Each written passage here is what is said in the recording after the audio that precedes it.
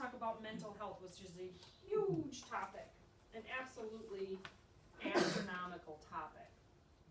Mental health in this country alone, I mean, it's just growing by leaps and bounds. They're adding new disorders, you know, because they don't know what to call it, so they bring something new in there and they label it something new. I'm not trying to, this is a huge topic. So today is just basic stuff. What are we up against? What are we facing? What type of things are we facing when we talk about mental health? What could be the reasons behind those things?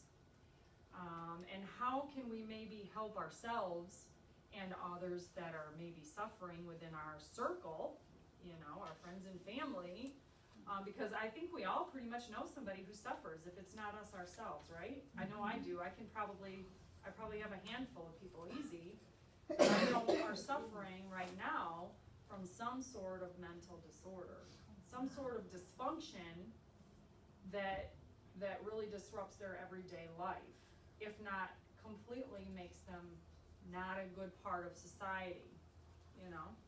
So I think it's an emotional topic because mental health is so hard to understand for most people, you know? And, you know, we see a lot of the results of mental health issues on the television, on the news, right? A lot of the bad stuff happens, and then you find out several days later that those people were on psychotropic drugs, and you're like, makes sense now, you know, why they would do such a profoundly awful thing, or, you know, whatever. So you've got the extreme cases like that, and then you have the subtle things that maybe more of us suffer from, but we just barely get by on our everyday lives, which is like, you know, anxiety disorders, panic attacks, depression, things like that, okay? So hopefully it won't, my goal was to educate you and not go over your head, okay? So hopefully we get there. All right, so what kind of things are we facing? Anxiety disorders, so those are your panic attacks, you know, your stress disorders, things like that. Mood disorders, those are like your bipolar people. 1 minute they're up, next minute they're down. Your depression. Psychotic disorders, those are your schizophrenic people.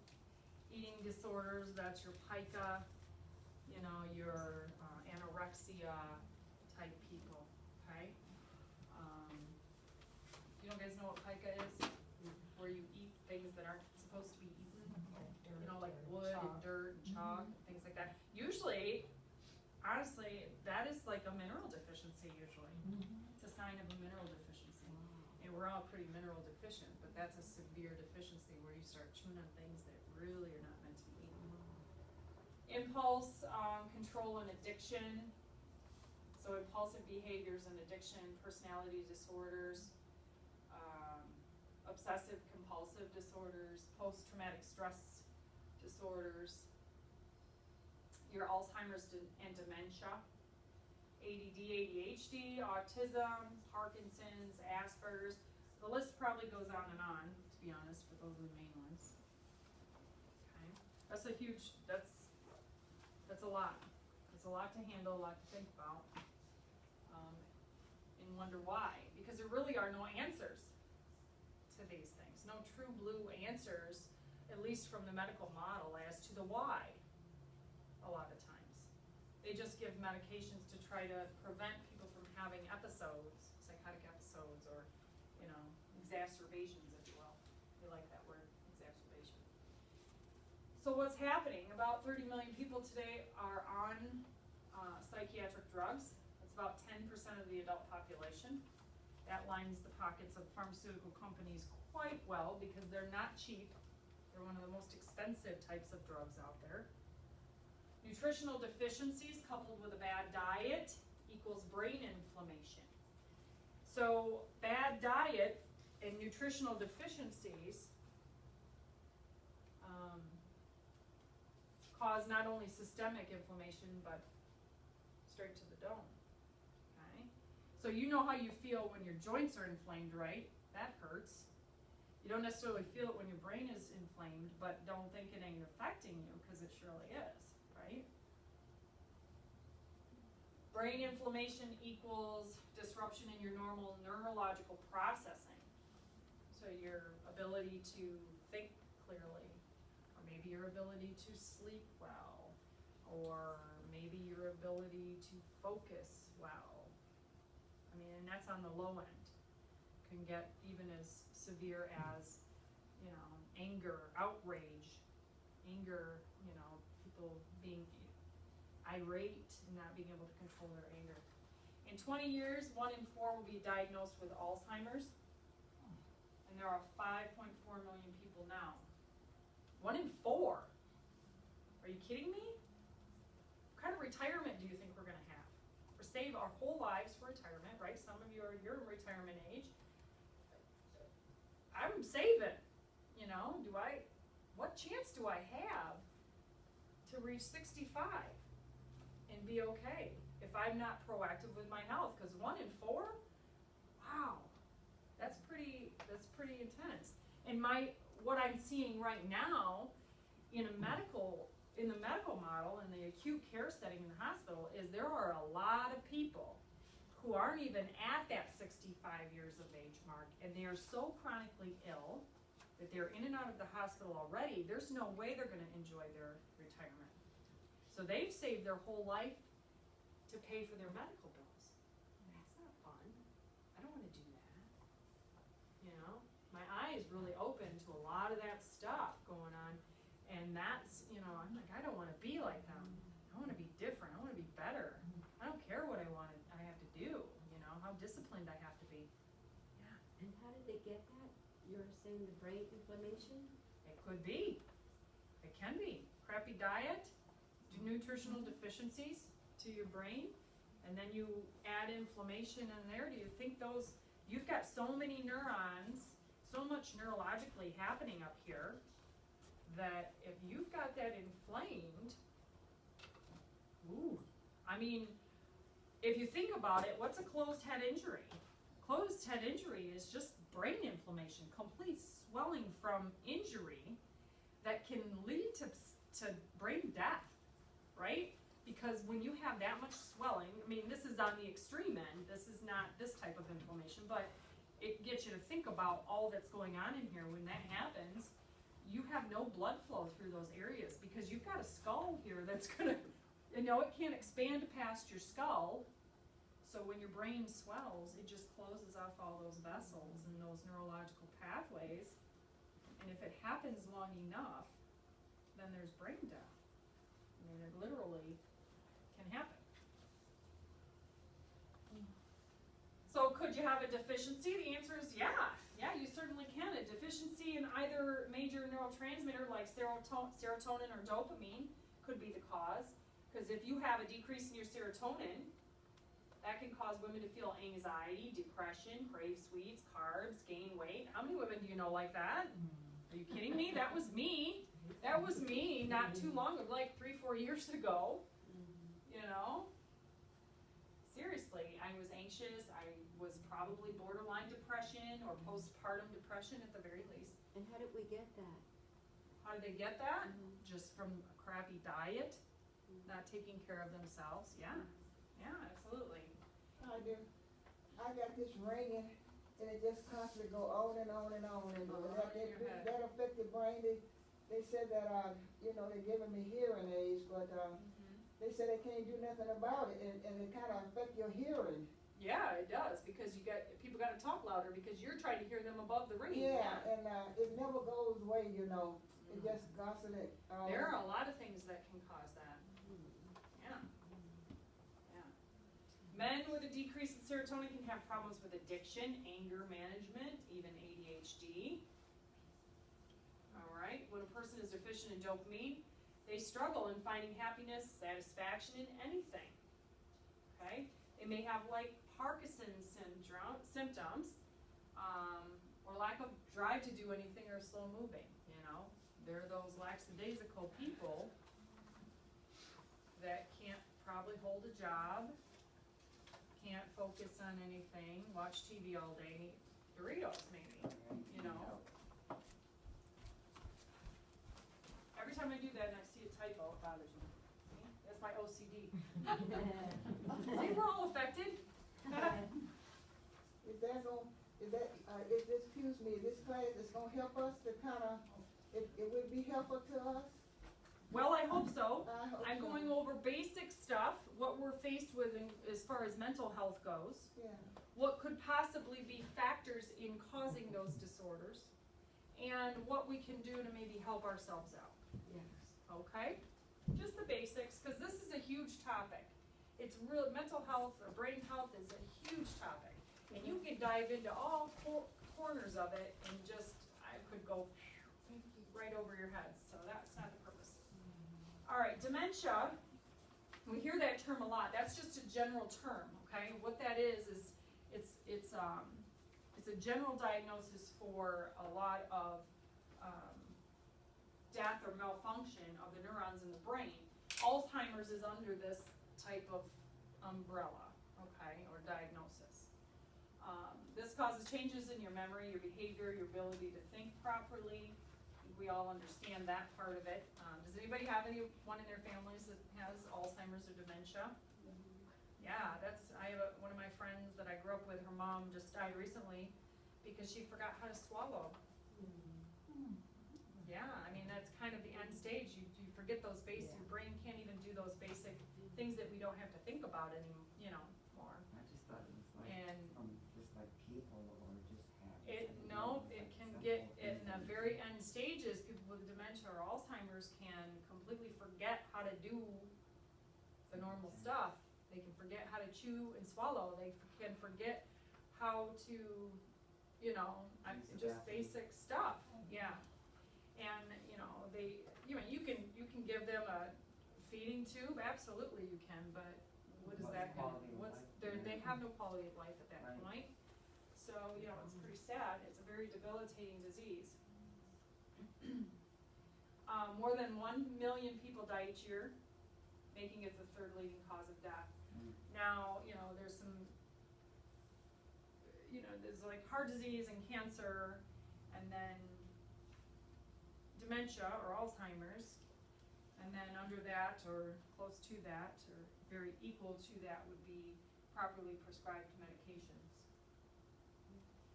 And that's just getting it because just happens. It's not just the foods that you eat or exercise. Well, there are some other things that can put you at risk for sure. Is that in the same category as Alzheimer's? I mean, because 9 times out of 10 you hear more of Alzheimer's. So is that Right. the same? Alzheimer's is a specific diagnosis under the dementia Okay. diagnosis. So, for instance, there's the medical field likes to do that. Okay, so they have this top category, and then there's subcategories within that. Okay, so that's what that is. It's just a subcategory, but it's the most serious form.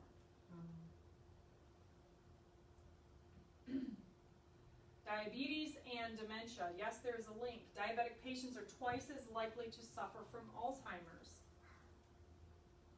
Twice. That's huge. Yeah. Alzheimer's is often referred to as type 3 diabetes.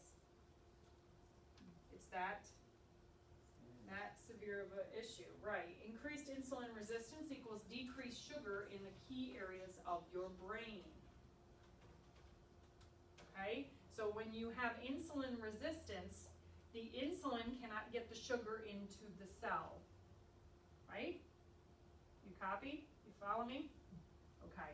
So diabetics who have insulin resistance, they cannot easily get the sugar into the cell because that's insulin's job. So your brain needs sugar, okay? It needs some. And if it can't get in there because you're diabetic and insulin resistant, then you're effectively starving your brain of what it needs, right? Make sense? Yeah. So that is why it is often referred to as diabetes type 3. These areas of the brain correspond to areas linked to Alzheimer's. Not only pollution, but your diet can increase your risk. So that answers your question. There are environmental toxins that can increase our risk, but diet is also a risk factor. Increased carbs and decreased healthy fat is a recipe for diabetes and therefore increased risk of dementia and Alzheimer's, among other health problems. Okay, so there's an equation for you. If you have a lifestyle that is increased of carbohydrates and you eat very little healthy fat, I'm not talking your trans fats, I'm not talking hydrogenated oils, vegetable oils, I'm talking healthy fats like nuts and avocados and coconut oils, then you put yourself at more of a risk for not only diabetes, but Alzheimer's. If you eat that stuff, you're more of a risk Yes, ma'am. with nuts. If you eat high carbohydrates and low healthy fats like nuts and avocados, then you put yourself at that risk, okay? Heavy metals in your brain. Aluminum is neurotoxic. I'll say it again. Plate in your head or something? Aluminum, yeah, they likely will put titanium or something, but aluminum is neurotoxic, okay? Meaning it messes up the dome. It doesn't work well up here in your brain, okay? Chronic exposure to aluminum is associated with dementia, autism, and Parkinson's. Aluminum has this unique ability to easily cross the blood-brain barrier. Now there's many things that cannot.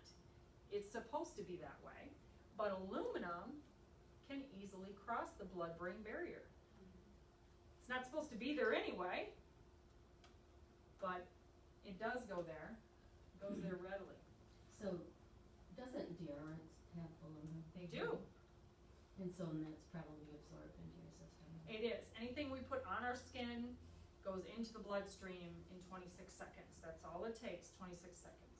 Wow. So just as much as we need to be aware of what's going into our body via our mouths that we're eating, we need to be equally aware of what's going on our skin via healthcare beauty products, lotions, makeups, deodorants, shaving creams, aftershaves, yes. This isn't kind of like, touching aluminum, but it's aluminum foil and all kind of stuff. Aluminum foil can leach aluminum into your food.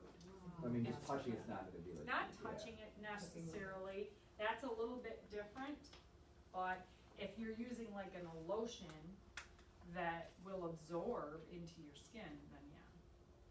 So like for example, for those people who eat carbs and they put a baked potato in the oven, you're wrapping that and then it goes inside the food and then you eat it. And especially if you're eating the skin, absolutely. Oh, Mhm. Lord. Yes, Well, ma'am. that's scary. Yeah, it is. Aluminum cookware. Aluminum cookware will leach aluminum into your food, yeah. That Oh my can, God. that can harm you. Yes, it can, yes Well, ma'am. some of these ladies that get these, in the beauty shop, they get these aluminum in Oh the yeah, hair. when we do their hair, they color their hair. Does that, That's Yeah. not touching their skin. Oh, Well, my the foil, hairstyle. yeah, the Okay. foil, The oh, foil you're does talking not about the touch their foils, skin. yes, Oh. the I'm foils, I think touching you're it, good, yeah. however, but Right. they're not touching Yeah, it. you're touching it all day, Right. right? Well, not. Right. not I was too thinking of much, something but, different when you initially Yeah. said that, but yeah, that should be okay. How about Because if that they, is just on the skin, if on the they hair. use the microwave, is that a bad idea to use microwave to heat up water? Yes, Heat up ma'am. Anything? They I say stay think away so, from yes. for radiation Yes, in your body? yeah, Just you shouldn't stay stay away away from from it. microwave. In my opinion, you should not. Molecule of the water. It does, it's radiation, you shouldn't use it. Throw it away, get yourself a new wave oven. They say even metal spoons for cancer people, don't use a metal spoon, use plastic. Either way, plastic's gonna leach too. Write that down. And it's tortilla. You have an extra Okay. pencil? I don't think we have a shot. I need to write some stuff down. There you go. We should. Chopsticks, Chinese style. All right, let's continue on. Use your fingers. That stuff accumulates over time and causes damage. Mercury is toxic to your brain as well. Mercury is a heavy metal. Common sources of aluminum. We were just kind of talking of this kind of stuff. Foods like baking powder, coffee creamer, baked goods, baby formula, eek, right? Salt, that would be your Morton salts. What? The normal table salt. Oh, that's no good? It can contain some aluminum, but no, it's no good. In my opinion, it's no good. You would do your body better with some good Celtic sea salt What you guys have or here? Himalayan Right. Himalayan pink salt. Yeah. Yes.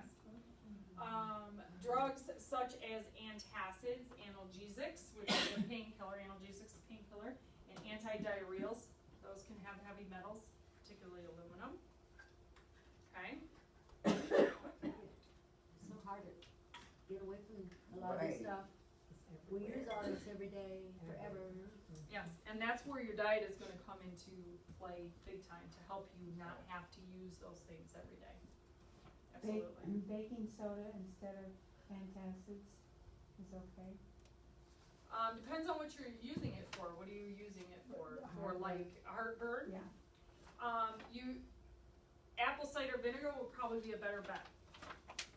You would get better relief and more lasting results or fix of the problem with apple cider vinegar. For what? I sneeze at vinegar, so the baking soda wouldn't be Well, too bad. your stomach, the reason you're probably having the reflux or Oh, the wrong foods, yeah, I know. well, yes, the wrong foods, and we don't digest them well. So they sit in our gut and they ferment. And it's that fermentation that is coming up, that acidity from the fermentation that's coming up and giving you the heartburn, so the reflux. So that vinegar. So the vinegar, the reason the vinegar helps is because it helps you digest that better, bringing more acidity and good digestive enzymes into your gut so that you can digest better so that that fermentation is no longer. Okay, so that stuff, your body will just digest it better. The baking soda, yes, it can help with the symptoms because it's gonna neutralize the acid in your stomach, but your stomach has to be acidic to digest the food, so eventually it's gonna come back. Does that make sense? But the aloe vera, is that good to swallow too? That is Drink? soothing, very soothing for the gut, yeah. Okay. Okay? Does that make sense? Yeah. Yeah? You're scaring me here. I don't think we have a choice. All right, another common source of aluminum is vaccines, most particularly like the hepatitis series, Gardasil series. Yeah, so bear that in mind. When you're injecting it right into your bloodstream, Flu shot? the flu shot, I'm not sure if it has aluminum specifically. I do know that it can carry some mercury in the name of thimerosal. And that's mostly, from what I understand, it's mostly in the multi-dose vials, which is where you're gonna find pretty much everywhere. So, yeah. Shingles vaccine, Probably. If not aluminum, there's probably something else in there. So how do we keep away from everything, not to get sick from dementia and Alzheimer's, cause it's, everything's there, we're using life. Yeah, you have to, Required, yes. you have to clean up your diet. We'll get there. Stay with me, we'll get there. We'll get there. When you're on the last one right That's there, very it says hard. pouches, is that like, Like I hate those to say little this, foil Capri Suns pouches. that my grandsons eat? Yes, And and the like other applesauce grandmothers. pouches and all of those pouches. If you think Oh. about there's Yes, You can't Yeah. use that either? oh no. aluminum products can leach into your food and you're digesting it. Now your gut has some protection for you. But if your gut's not working well and it's a leaky gut, I have that problem. right? Yeah. Then maybe you might, have the problem of it going elsewhere, besides just in your gut where your body can handle it and you can just excrete it, okay? Ay, ay, ay. Cosmetics and deodorants, we talked about that. You really gotta look at the labels, and find the cleanest products when you're talking about your skin as well. Yeah, but we use two products, yeah. Healthy fats and brain health. Your brain cannot properly function without healthy fats. Let me say that again. Your brain cannot properly function without healthy fat. You're meant to eat fat. Every cell in your body needs fat. Healthy fat, especially your brain, and especially as you age. Okay, your brain is made of fat. It needs fat. If you starve your body of fat, you will have problems with your dome. You're not going to think well. You're not going to be able to focus well. You may have mood disorders. You may become bipolar. You may have depression. You may have Alzheimer's, or, I could keep going on and on and on. So you need healthy fats. Burning healthy fats for fuel are essential for your brain function. Omega-3 fats equal optimal brain health, and I'm glad Skype just signed out of my computer, that's great. Elimination of fats in our diet to prevent heart disease has effectively starved our brains of proper fuel. Did I type that wrong again? Twice. Oh my gosh! That, I am so sorry. Like, that's I do these at 4 a.m., so, you know, you gotta cut me some slack there, but I usually catch that, and so does Jill. Oh my gosh, I'm looking at that, I'm like, that is not right.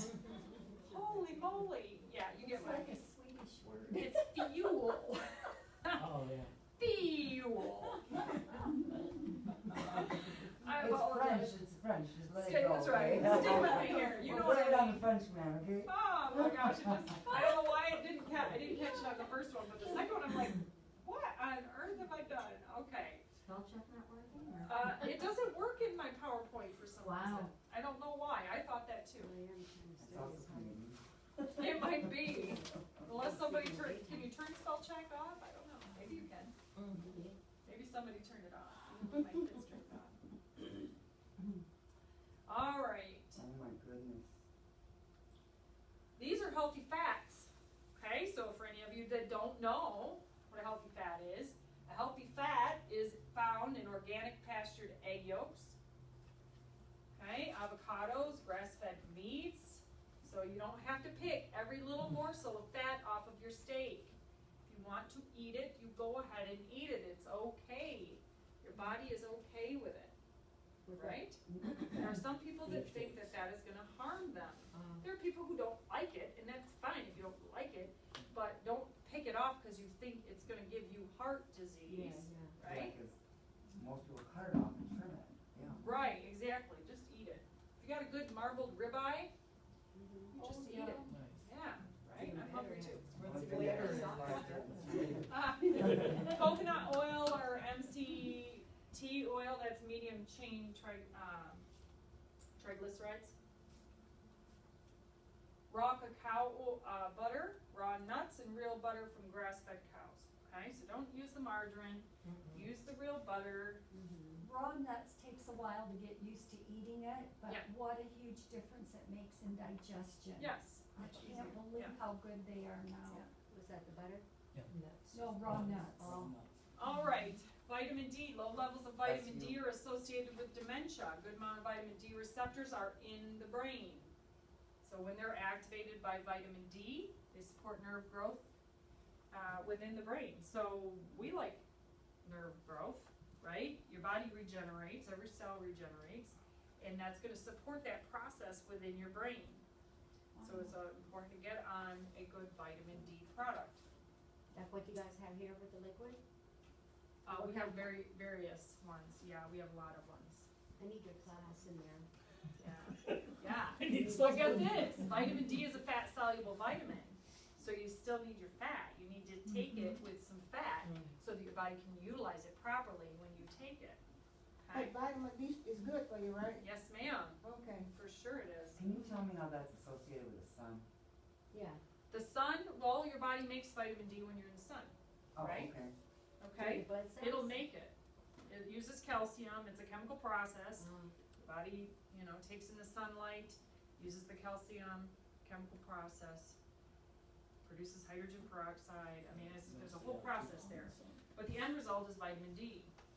So, Is that why a lot of Michigan folks have problems with the D because there's not enough sun Low deficiency. throughout the year? yeah. And I then never what do had we that do? problem in What do we do California. when we go out in the sun? We put sunscreen on. We need to take it year round. Or they take that giant aluminum thing that's shines on That's the there. other extreme. And that's fine as long as you have enough calcium and essential fatty acids. So when you're in the sun a lot, and you like the sun, you That need could to have have cancer. plenty of calcium and plenty of essential fatty acids. Have the calcium in the cell, because that's what you're gonna burn up when you're in the sun, is the calcium. And it's when you get burned, that's when you burn up all the calcium available to protect your skin. So we eat more calcium. Yeah, you need to have more calcium. You need to have adequate calcium and vitamin D and essential fatty acids, and we get these things from our diet. Well, the D comes mostly from supplementation in this part of the world because we don't have enough sunlight, you know? Helena, I Yeah. noticed this is the year that I haven't fried when I'm out in the sun for a couple hours, and I think it's because I've been It's on this because your nutritional nutrition is better. program for a You're whole year. absolutely right, it is. This is the first time ever I used to fry. Wow. Right. Big difference. Yeah. You know what, now that you mention that, Huh. I don't get burned. I mean, like, yeah, I didn't either. You just get chopped and don't get burned. Yeah, I didn't. Alright, those who are severely deficient in vitamin D have 125% increased risk of dementia, among other things, And like cancer. Yeah, and cancer. What? I'm So wondering it's if very it's hard to metabolize or something, the vitamin D. I asked that question because my whole family lives in in Phoenix, the desert. Mm-hmm. They're chronically low in Because they're vitamin D. probably Inside. slathering on. No, they're actually not. They're not? No. Are they not going outside They're 'cause just it's so hot? regular people who don't go out in the sun. Okay. They're just living. Yeah, they work working all and- day and then they're inside Right, too well, much, yeah. yeah, Mhm. but they're all Yeah. low. Some of Yeah. them, it doesn't matter. A lot of people that I know that live in Arizona don't even go out because of the heat. Right. Well, is it hard So- to metabolize? It's not hard to metabolize. You have to have the proper product if you're taking a supplementation, because there's a lot of phonies out there that probably aren't gonna do you any good, because it's not gonna be the whole molecule, the whole complex of the vitamin D that your body can recognize as vitamin D and utilize as vitamin D. The second thing is, maybe they're not taking their products with, or their supplements with healthy fat. You gotta remember, it's a fat soluble vitamin, so you have to take it when you're eating fat. You have to eat fat with it. So if you're taking it away from food that has fat, then you wanna throw in a handful of nuts or a scoop of coconut oil or something when you take it, so that your body can readily use it, otherwise it won't. Should we Some take that people need coconut to oil take every day? more. A tablespoon every day, Mhm. Yeah, absolutely. like a vitamin. So the vitamin pills aren't the best. It just depends on the pill, you know? And who would It just know? depends on the pill. Who manufactured it, what quality is. What about Ensure? Is that pretty good? That's really You base it with water? The Ensure drink, you're talking about the little Ensure drink? Yeah. Probably not, Not too good for you? no. full of sugar. It's full of sugar, and the vitamins and nutrients that are in there are lab created. What my doctor just told me when I left today, I was telling her about the Ensure. She said, oh, fine. I said, I base it down with water because it's so sweet. And she Yeah. told me it was okay. Yeah, remember what I said about doctors and how they eat? They don't really know either. Well, I won't be No, getting any more they of just that. know that that's a product out there, and they're looking at you and they're saying, honey, if that's what you want to do with that Ensure, you go ahead and do that, that's Sure, fine. it's got nutrients, have a good day. You know, that's really the amount of it. They don't care. I can't explain it any other way. Oh, my dear Lord. Yeah, right, I know. Some environmental factors, poor air quality, we all know we have that. There's chemtrails, believe it, there are chemtrails. They're Yeah. pumping stuff, they're putting waste products from some God knows what into your air, and they think it's okay because it's so dispersed up there that by the time it gets down here, it's They're not gonna giving us cause any cancer and problems. everything. Right. But that would be a lie. Poor water quality, well, I think here in Michigan, we're pretty familiar with that, given the status of the public water system, so although we think they have our best interest at heart, that may not always be the case. Pesticides, they're everywhere, they're absolutely everywhere. Sometimes we even use them on our own yard and in our own homes, so, we can be culprits of that, but that's a hard one to stay away from, because if you go visit somewhere, like when I go into Florida and I train, they use pesticides are so widespread there that I feel almost ill when I'm there. And I prepare for it by, taking a little extra something to help my body handle and rid itself of that. Was that the door? Yeah. Window. I left my kid in the car. Just kidding. She's 33. Thought he'd be safe. I gave her insurance. Oh, no. So, pesticides is something you can't avoid, especially if you're traveling to warm climates, because they're gonna surround you with pesticides. It's gonna be everywhere. Which I do not like spiders, So I'm okay with not having to see spiders, but I'm not okay that I have to be poisoned in order to not see spiders. Do you know what I'm saying? Yeah. So, More you it's know, the kind of a harder it is. difficult position for me to, but I don't have a choice. Essential oils are good to keep spiders away. Absolutely, absolutely. What kind of Power oils? lines, Can't remember the essential oil, but it works. peppermint. No, No? That sounds right, peppermint, It's either peppermint for spiders or peppermint eucalyptus, I know. eucalyptus. So what do? You just spray it on? You can put it on a Just cotton infuse ball it or just and put put it it up. behind a dresser just so your Um, animals don't We get it. talked about heavy metal exposure and where that can come from, and EMF exposure. EMF is electromagnetic frequencies, and that can come from your cell phone that you always have like right here, or in your pocket, or in up here. It can come from lights like this. The LED lights have a certain amount of radiation.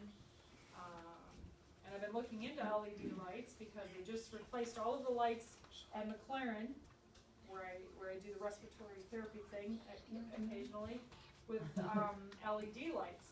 Okay, they had to. The regulation committees say yes, you have to do this. So $500 a pop, I'm told, and that's why your healthcare is so expensive, because they have to put $500 lights every 3 feet or whatever in the ceiling.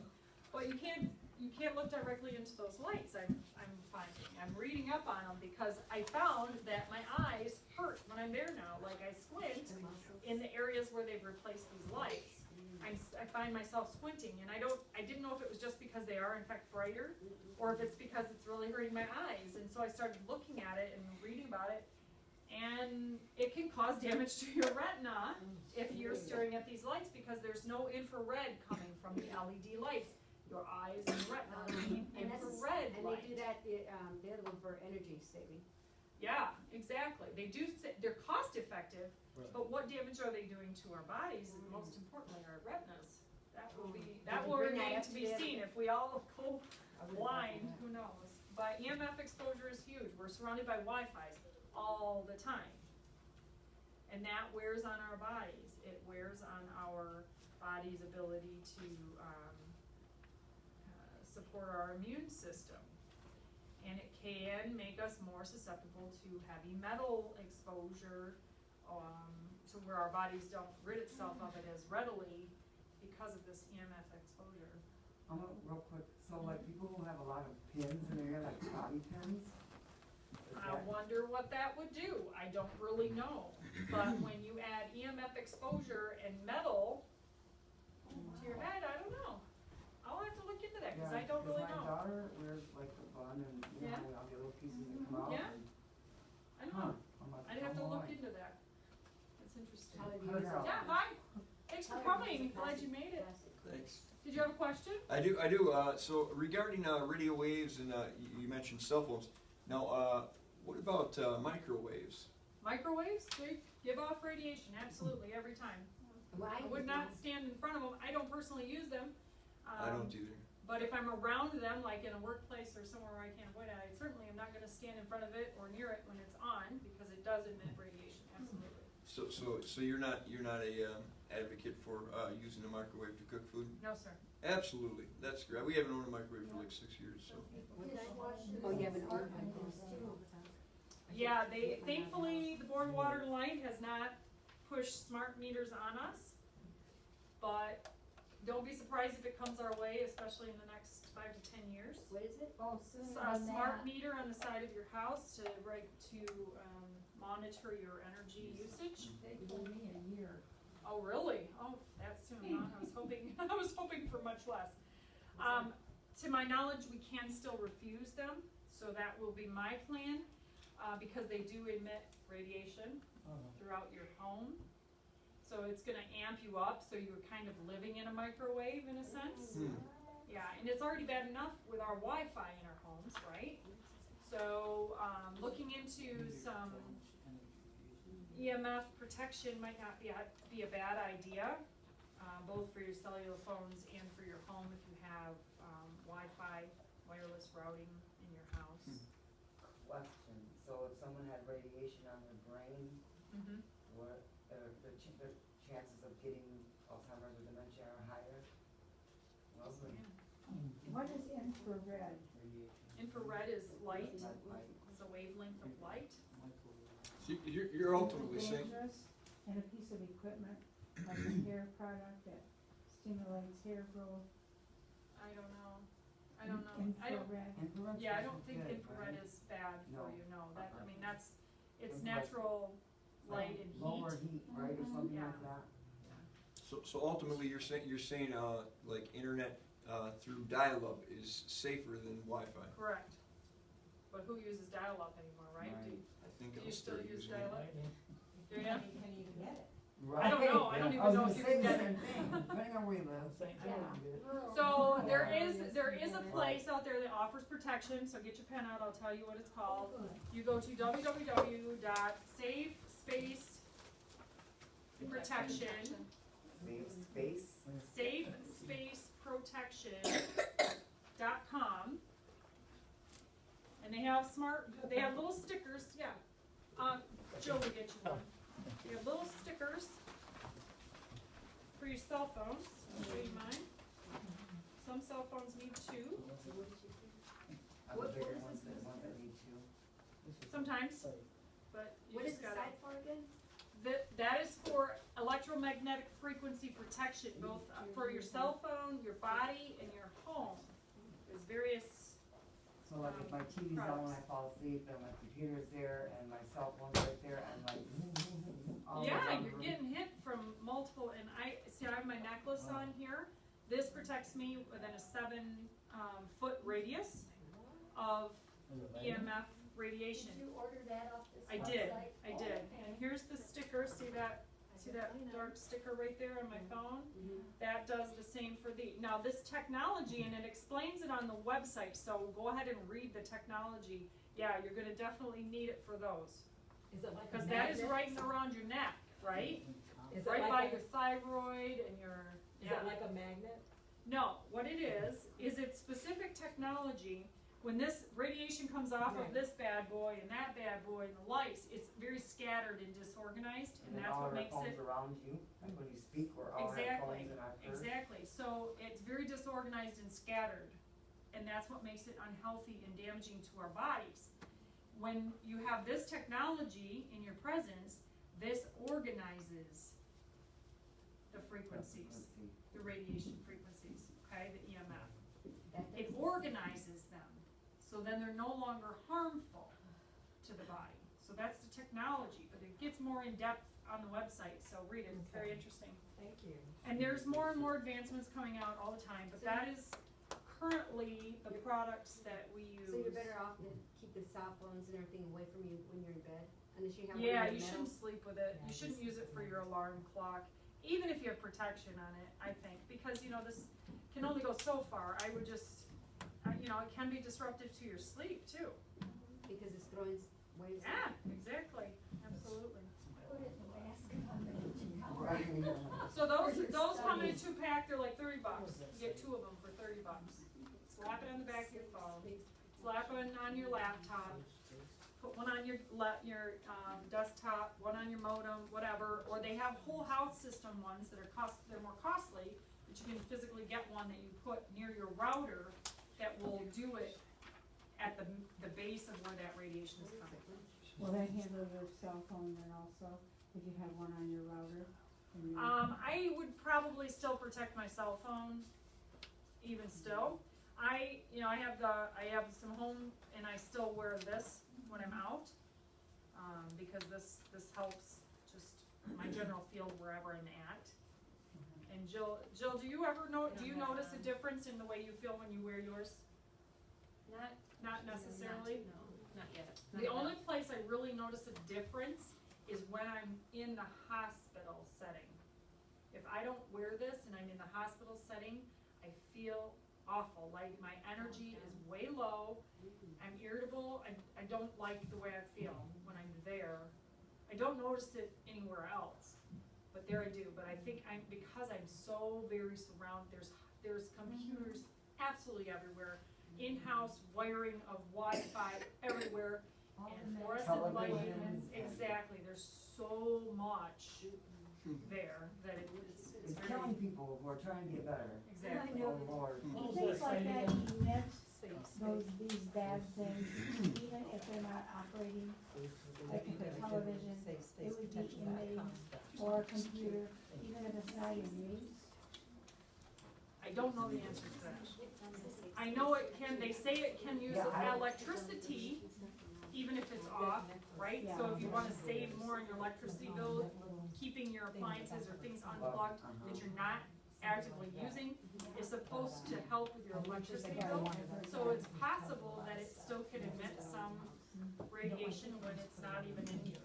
Also, unplugging your lamps, your bedside lamps, mine are unplugged now when I go to bed at night. Yeah, yeah. I think Miss Mann had a question.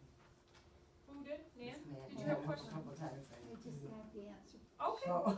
Great, honey. You just said it. All right, so this is a good kind of demonstration about how leaky gut can affect the entire body, but also the brain, which is what we're talking about. So the brain's at the top there, and underneath the brain it says depression, anxiety, ADHD. So how can leaky gut do that? Does anybody know? Do you guys know what leaky gut is? No. So when you eat really bad foods all the time, and you've had lots of antibiotics, and you don't digest well, your enzymes don't work, you end up with inflammation, and kind of like a porous intestinal wall, meaning things can get through it that are not supposed to get through it and into your bloodstream, okay? Your gut is supposed to be contained.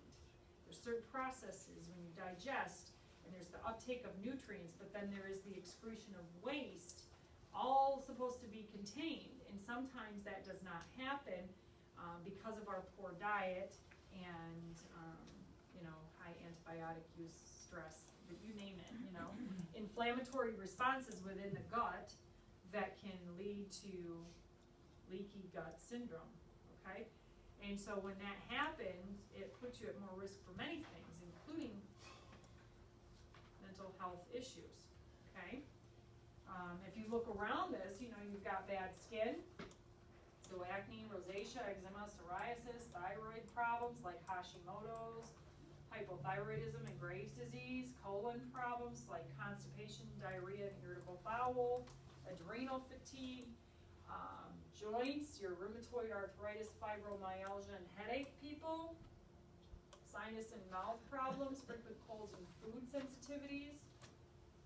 So where do you think we should start Right, when we talk about our health, in particular brain health? a diet. Our diet and our gut, right? Absolutely, that's the first place to start, because there is in fact a gut-brain connection. Your mental health is very dependent on the microbes in your gut. See, there's another one. Man, 4 a.m. is not, I'm gonna have to change the time. I've had a lot of typos today, ladies. I gotta change the time that I'm working on my PowerPoints, because 4 a.m. is not working apparently. But when you're a busy mom, 4 a.m., man, you can get so much done between 4 and 6. And that's what I do when everybody's still asleep. So, I apologize. I'll fix it before the next time. What should it be? Your. Oh, okay, that was that. Yeah, I wasn't just trying to slang it there. And you gut. And you gut. Oh, and you, okay, gotcha. Gut? No, I was trying to be proper with the amount. In your gut, okay, so in the wall of your gut is the enteric nervous system, or the ENS, 500 million neurons. That's a lot. These neurons are responsible for your gut instinct. I don't know, my gut instinct told me not to go down that aisle, or my gut instinct said that dark alley was not a good idea, right? Okay, so there is something to that, So if it's responsible for that and how food affects your mood. The interaction goes both ways, meaning the gut acts upon the brain, and the brain acts upon the gut, okay? Wow.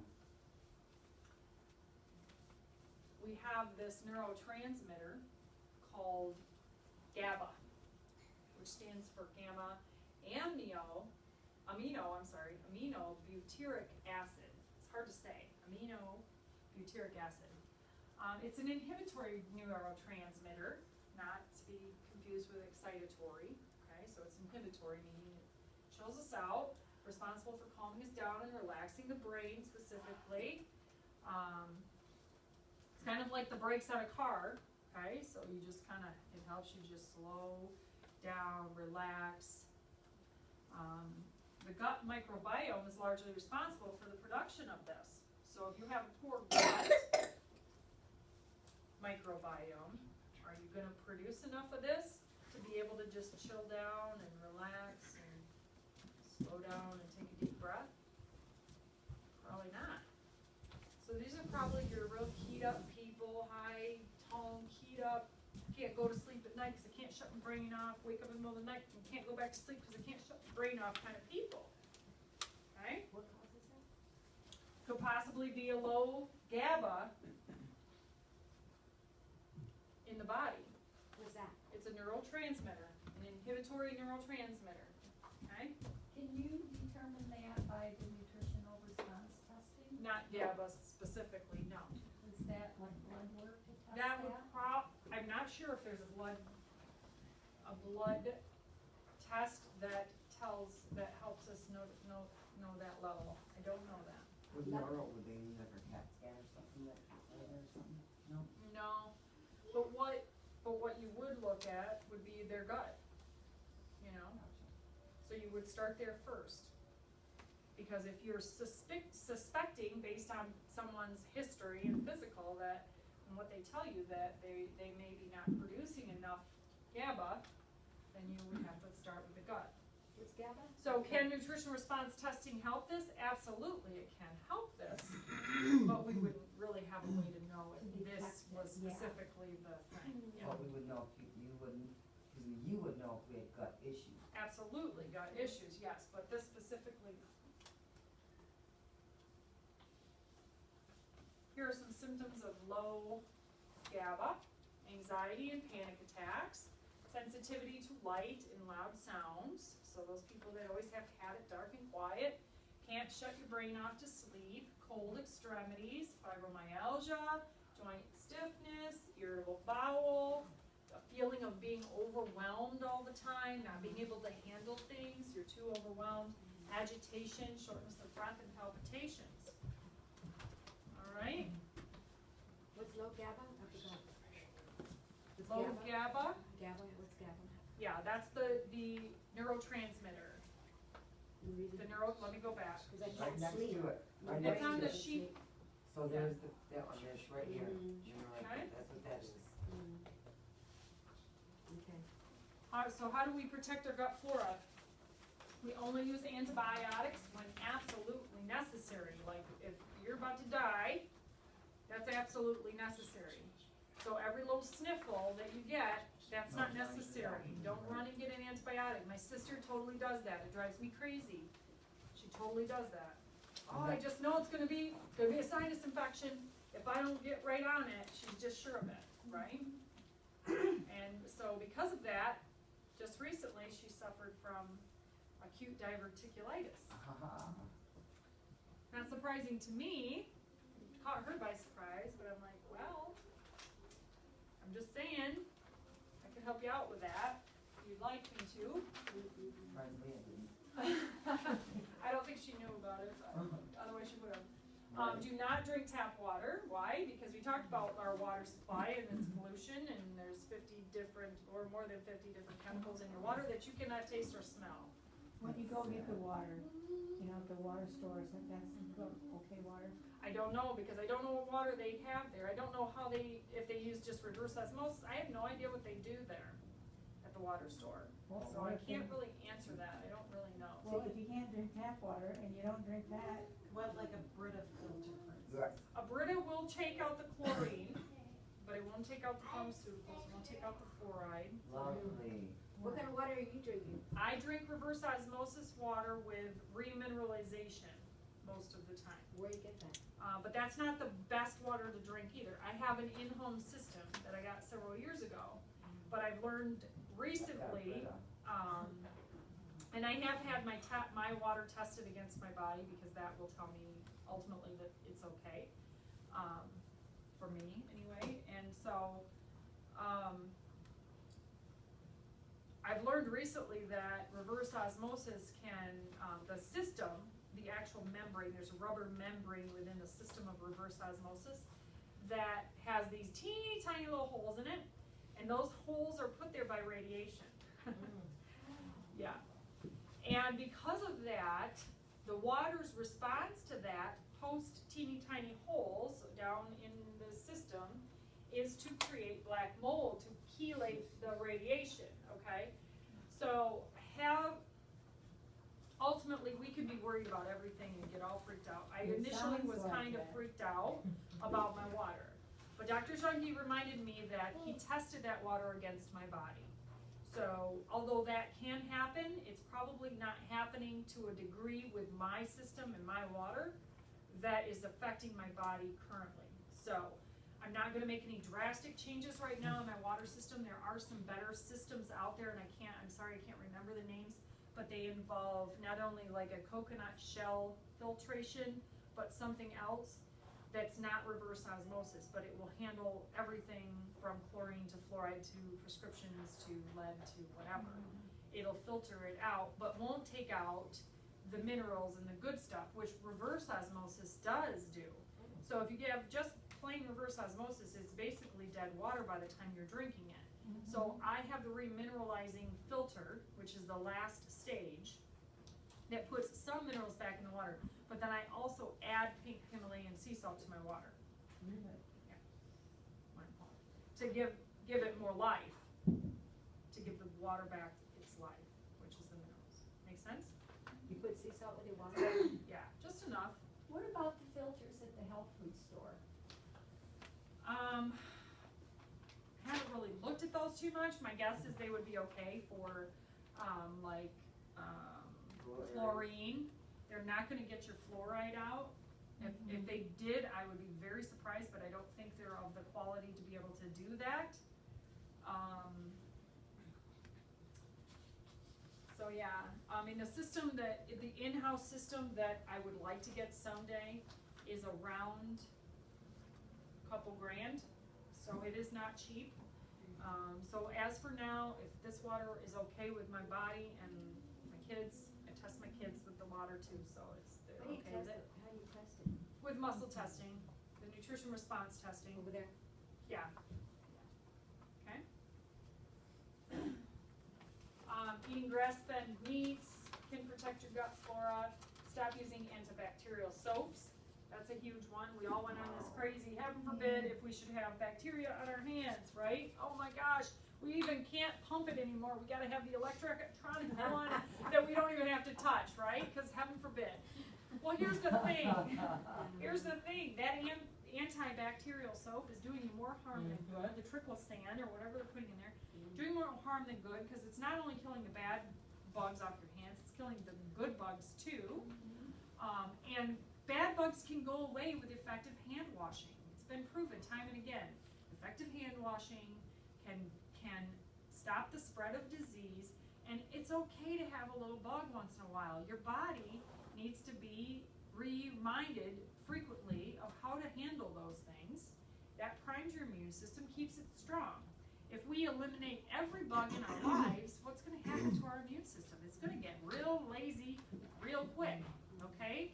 It's going to be like feet up, beer out, Doritos lazy. It's not going to do its job because it's not going to remember how. We're going to strip it of all of its need to remember how to do its job properly. Not to mention, you rinse it down the sink and it goes into the water supply, so then you have antibiotics in the water supply, and then you're drinking it, and it's creating a problem with your gut bugs too, your microbiome. See the cycle, how it goes back around? Okay, stop eating sugar and other processed foods. Sugar is inflammatory, processed foods are hard to digest. Sugar feeds bad bugs. I just wanna mention that, and it's a whole nother topic, is the way our society is, it's so much cheaper to eat junk. Absolutely. And to live in junk. And easier.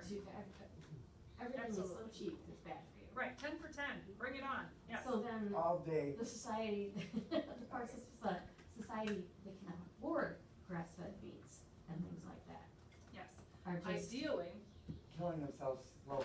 Ideally, it's tough. It is more expensive to eat that way. But if you do your research and you poke around and get nosy, you can find somebody that knows a farmer who raises cattle that'll do you right and sell you a quarter of a cow for a decent price. And if you look at the price of meat in the store and you compare, you know, if you do it on that level, it's a lot less costly than, say, going to some big place that does that. You know, they might have great meat, but they're gonna, you know, more corporation kind of stuff. So you gotta do your research when it comes to that, for sure, because it can get very costly to eat. Yeah, and they say they're grass fed, but their grass has, Sure, yeah, that's why going right to the farmer yeah. is ideal, because then you can ask the farmer, hey, do you spray your grass? What do you feed your cows in the summer or in the winter and when there's no grass? You can have that conversation, and so you can make an educated choice on what meat you want to eat. The sugar feeds the bad bugs and the yeast. So if you have a lot of antibiotic use, which has killed off not only the bad bugs but good bugs that keep your microbiome healthy, and then you eat a lot of sugar on top of that, and you're feeding the bad bugs. There's a war going on all the time in your body, good versus bad of bugs and yeast. And you always, always, always want the good to outweigh the bad, otherwise you're gonna end up with leaky gut or other problems, diverticulitis, like my sister, okay? Stay away from agricultural chemicals like your pesticides. So, I'm sorry if you live out in the country where there's farms around you and the farmers are spraying during the crop season, because you are, like it or not, you're getting exposed to that stuff. You're eating it on your foods. Make sure you wash your foods, buy organically, live by the dirty dozen and the clean 15 if you can, to try to eliminate a lot of that exposure.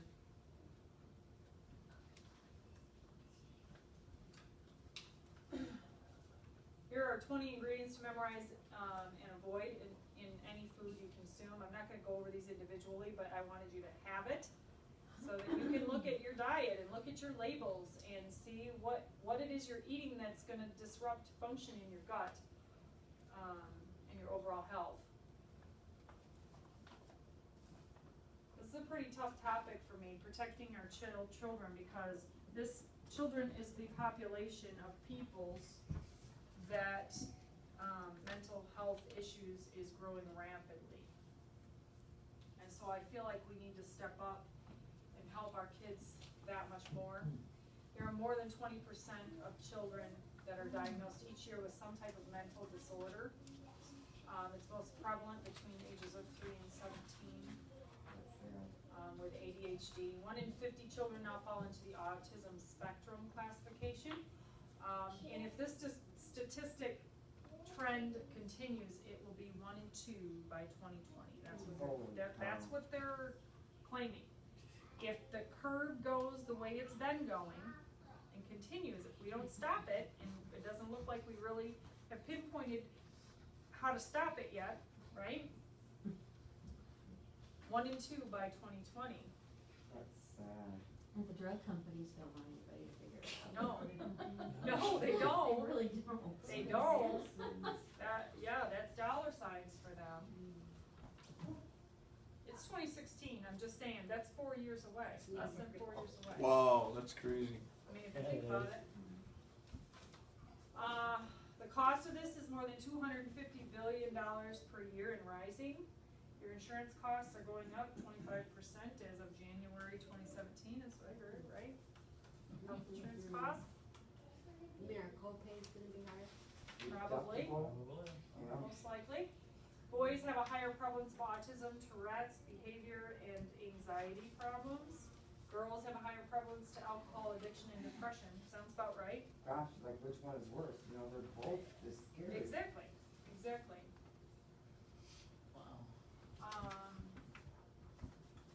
What could be the cause? toxic environment overload. This is stressing me out. Vitamin D deficiency, I know, I told you, it's a huge subject. We could talk about this all day. Sure can. But you know what? The good news is there's hope. The good news is there's hope. For gut health, again, EMF or hidden infections such as Lyme disease. I kind of freaked out this past summer because my daughter, we were getting ready to go take her to her dance, national dance competition in Sandusky, Ohio, and we were literally going to leave that day.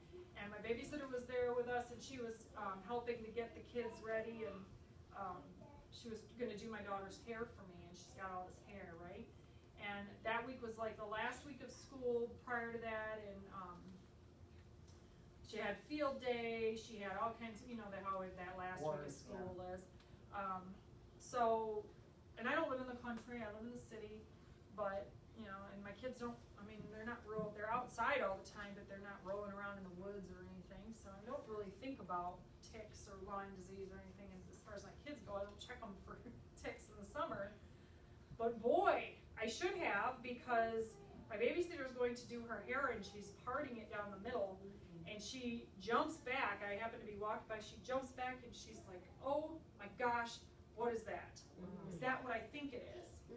And right here on the crown of my daughter's head is this big bulging tick, right there. Bam, yeah.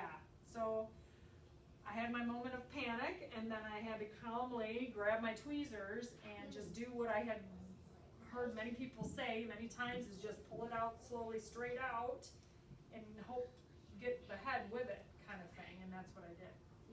And then I promptly texted Dr. Jean-Guy, and I showed him a picture, and I'm like, ah!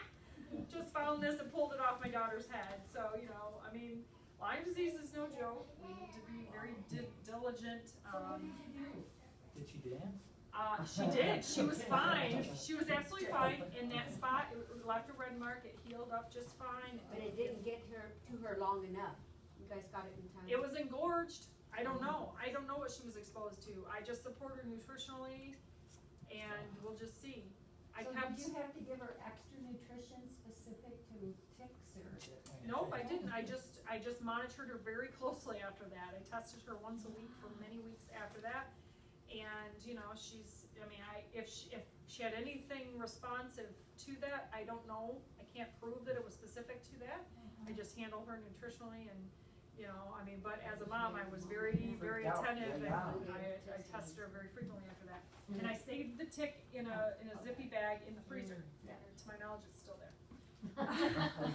Just in case I need to have it tested if down the road something pops up. So that's what I did. But a lot more people have Lyme than realize, honestly. Key, so this is the main points I just want you to kind of get, is to not just focus on brain health alone, but your overall health, most importantly, your gut, okay? And to really try to eat an anti-inflammatory diet, because that is going to support your gut health, which will therefore support your brain health, right? Which would be an alkaline diet? It would end up being pretty alkaline, yeah, because you know, your bread, rice, and pastas, those are acidic foods. They tend to be acidic because they cause a lot of inflammation in your body. They cause that fermentation in your gut that, you know, promotes acid reflux and irritable bowel and leaky gut. So, you know, if you're still eating these foods, you can rest assured that you are probably, you know, having some of these issues. Not necessarily the mental health issues, but here's another good slide. Food additives and hyperactivity in children. 89% are affected by artificial colors, 71% are affected by artificial flavors, 71% affected by preservatives, and 59% are affected by MSG. Food plays a huge role in how children act. My son is a perfect example of this. I know for a fact, if he's been away from me, and he's had something he shouldn't have eaten, I will know. I will know just in his behavior. He He doesn't even have to tell me, I know, and I'll sit him down and I'll ask him, what did Nana give you? He tells himself, though. What did Grandma give you? Yeah, yeah. Yeah, I mean, he's 4, almost 5, so he'll get a little smirk on his face now, he thinks it's funny sometimes, as he's bouncing off the walls and literally Running jumping on around his here. sister, yeah, and he'll run around here, so, oh, that ain't nothing compared to home sometimes. Here's another graphic that kind of brings it home. We won't go into depth about this, but this one over here, the 70% of youth in the juvenile justice system suffer from mental health disorders. You know, I truly believe it because people my age and younger, they don't, you know, when I was a kid, my mom was a stay-at-home mom, and a lot of the people I grew up with, their moms were stay-at-home moms, and they cooked, and they had healthy meals at night.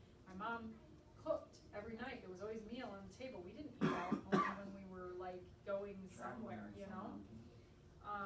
But that's not the case today. You know, my sister-in-law is the prime example. Her kids eat out all the time because they're on the go. They lead a very hectic life with sports and everything. They're constantly eating fast food. Constant. I don't know how my nephews survive because they don't have any good proper nutrition. And one actually does have ADHD. You know, he's had that. He's in that diagnosis. But you know, if you think about it, if we don't support our mental health through nutrition in our gut, behavioral disorders, which is going to lead to juveniles being put in the system, right? The justice system, not making good choices. They don't care. They have a bad attitude. You know, I mean, food plays a huge role in that. So it's kind of a sad outlook. Again, a sad outlook. Sorry. So let's talk about hope, because there is hope. Please. All right, so processed foods cause nutritional deficiencies and organ dysfunction. Organ dysfunction causes nutritional deficiencies. So if you're still eating processed foods, guess what? You can rest assured you have nutritional deficiencies. And if you have nutritional deficiencies, I guarantee you have organ dysfunction.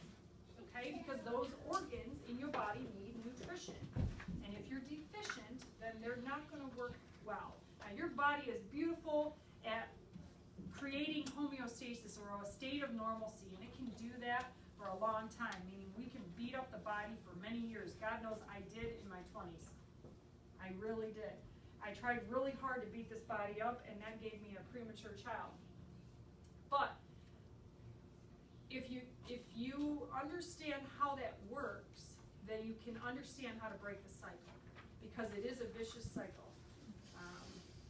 The bad diet, the nutritional deficiencies, the organ dysfunction. Over time, that causes degeneration of those organs.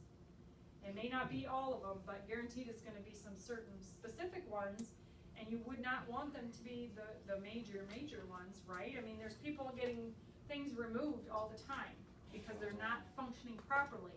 They're not functioning properly because of their nutritional deficiencies. The nutritional deficiencies are coming from their diet, okay? And then when they get organ dysfunction, then the doctor puts them on drugs, and then you end Right, up with and the heart drugs disease don't work and the organ's still functioning, let's take it out. Yeah. Let's take it out. You don't need your gallbladder anyway. God gave you extra parts. Right? No? Okay. I didn't think so either. I'm like, where did we get those? Right, exactly. But you know, it's kind of like that sometimes. People just start taking things out. Oh, my thyroid doesn't work, just take it out. Where's the gallbladder located? It's located next to your liver. Over here? Right next to your liver. Right over here, right next to your liver. They work together, very much together. Okay? Sugar. See, I replaced that processed foods at the top with sugar, because it does the same thing. Sugar causes nutritional deficiencies, which causes organ dysfunction. Okay? It's not the fat, it's the sugar. Did you know fat doesn't make you fat? Fat does not make you fat. Fat doesn't make you fat. Right? Healthy fat does not make you fat. Eat the butter. Eat the coconut oil. Do not count the grams of fat on those healthy fats. We don't care. Eat them. Your body needs them. It's the sugar that makes you fat, because your body will store that sugar as fat. It will do that very Soda nicely. people drink. Oh, absolutely. Absolutely. So here's the hope. The hope is in what we do in this office. It's called nutrition response testing. What nutrition response testing is a specific way to design clinical nutrition programs for people, handling what might be stressing their bodies, like heavy metals or agricultural chemicals or food sensitivities from improper digestion, things like that, bugs, viruses, parasites, bacteria, things like that, okay? So those things can stress our bodies and cause dysfunction within the body. So we design these clinical nutrition programs to help the body handle those things. The clinical nutrition is whole food nutrition. We use whole food nutrition because why? Because it works, and it's the building blocks of each and every cell. It allows the body to do the work that it's meant to do, which is to protect us, create homeostasis, organ function optimal. That's what the body is always trying to do, okay? Optimal health is the overall goal for everyone on a nutrition program. That's my overall goal for my personal health and the health of my family. I want that for every one of you because I think it's vitally important. I know you've worked hard all your lives so far and you want to be able to enjoy your retirement. Now, granted, there's no guarantees ever. We could leave here tonight and get smucked in the road. I can't help that. But if you do get the pleasure of living into your retirement years, guess what? I want you to enjoy it. I want you to go and buy a yacht and travel up and down Lake Michigan. And I want you to play in the yard with your grandkids. I want you to rake leaves and not worry about angina. I want, you know what I'm saying? Longevity, vitality, quality of life.